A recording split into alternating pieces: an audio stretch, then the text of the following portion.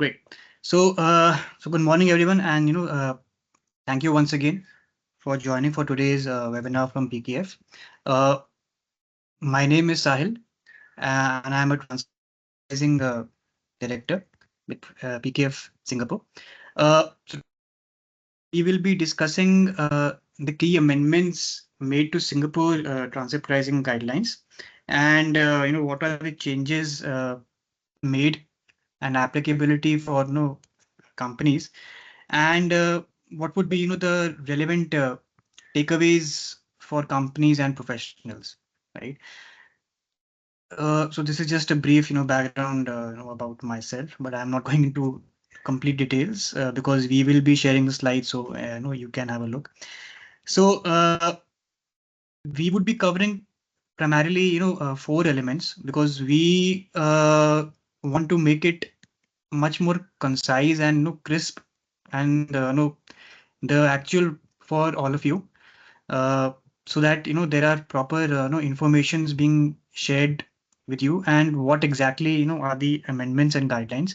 So that's why we have made it as a short and a summarized version of the amendments, so that everybody can take away what exactly you have to conduct, uh, specifically because we are in the Q1 of the new year. So this would be the best time to evaluate your transfer pricing documentation and other compliance requirements. Uh, so to begin with, again, this is something, a very high level overview of the concept of transfer pricing or TP, which we'll be referring to during the course of the webinar. ALP would be standing for arm's length price, and the importance of ALP. So as most of you would be aware, but still for the sake of information for those who are maybe attending for the first time, that transfer pricing primarily refers to the rules and methods for pricing of transactions between related parties. Related parties by a plain definition would mean parties or entities who are part of the same MNE group or the multinational enterprise group. They can be associates, subsidiaries, joint ventures, holding companies, ultimate holding companies, an individual who is having a shareholding between the entities, or a common shareholding, or an indirect holding, that one person is holding an indirect shareholding with some other subsidiary, and there is a subsidiary in between. So any such kind of entities who are part of the group, they would be forming as related parties. Uh, so TP is all about whatever transactions are being taking place between such related parties, whether they are fully compliant with the transfer pricing requirements as per the local laws. Uh, and how do we say that okay, this transaction or this dealing between the entities is correct, is the concept of ALP, which primarily requires that whichever transaction is taking place with a related party, it is as if you were having a transaction with a independent third party. That's it. So that's the whole sum and substance of the entire the universe of ALP, that whatever transactions you are having with the related party, it should be with a kind of a similar to a third party. Uh, Again, here for everyone's reference, we have just given a very quick example that there is an entity in Singapore who is a manufacturer, ABC, and uh, it is dealing with an third party XYZ, Germany. So this will be the market price, and similarly, if ABC Singapore is dealing with an ABC Germany of the same group, that would be the transaction price. So here the market price is similar as the arm's length price. So they both are known as the same term. So primarily we have to ensure that whatever transaction price is between Singapore and Germany, ABC, that should be reflective of the price between ABC Singapore and XYZ Germany.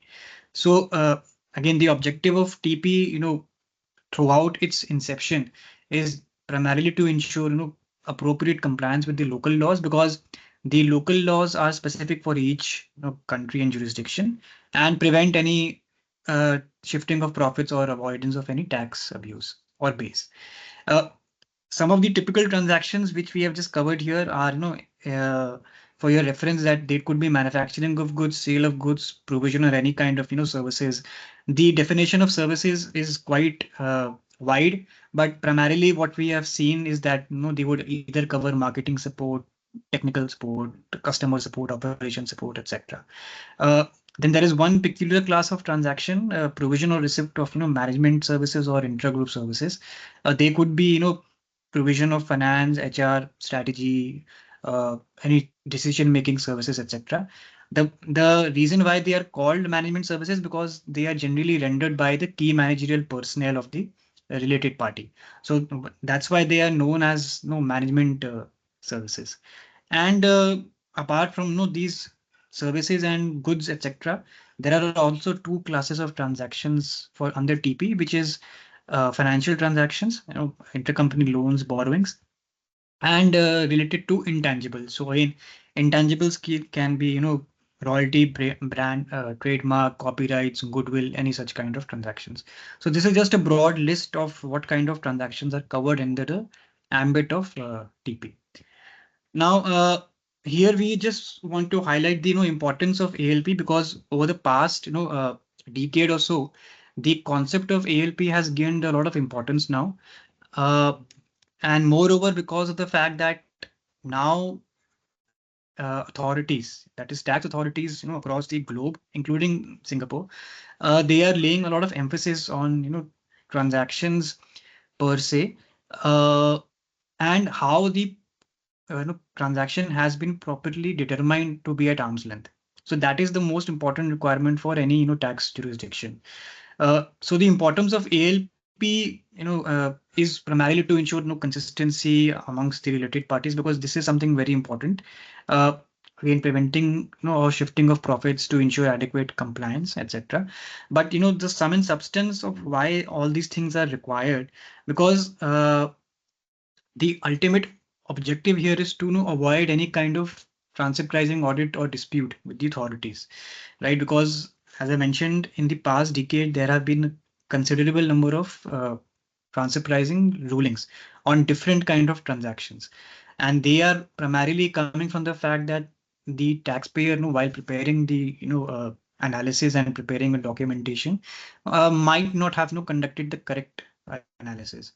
So that's why, if you see here, we have given as a conclusion that if the taxpayers are not complying with the arm's length, principle, uh, the authorities can adjust, the profits as per the Income Tax Act. So this is applicable for Singapore and other countries, but right now we are focusing on the Singapore, provisions. So this is given very clearly in the guidelines that if there is any, issues in the analysis conducted for the transactions or benchmarking, then that could lead to a potential dispute with the tax authorities. So the objective of ALP is primarily to avoid such kind of dispute. Now coming to the Singapore TP compliance requirements, right? So here I would spend a little bit of couple of minutes because based on our experience, based on the amended guidelines, there are certain points which need to be clarified. So first of all, as a general rule, the taxpayers must review and refresh their documentation annually, right? So why we are mentioning this point specifically, because sometimes we do, when interacting with professionals and companies, we do have this question that do I need to prepare only 1 year and then no, I don't have to do anything? So the answer to that is no, because this is just an similar to a new annual income tax return compliance. The difference in Singapore regulations is that the documentation is not to be filed, but it has to be prepared and maintained by the due date, to be known as quantum perennius in nature. So the word quantum perennius would mean here that the company has discharged its obligations and prepared the documentation by the due date, right? So uh, the documentation has to be prepared annually.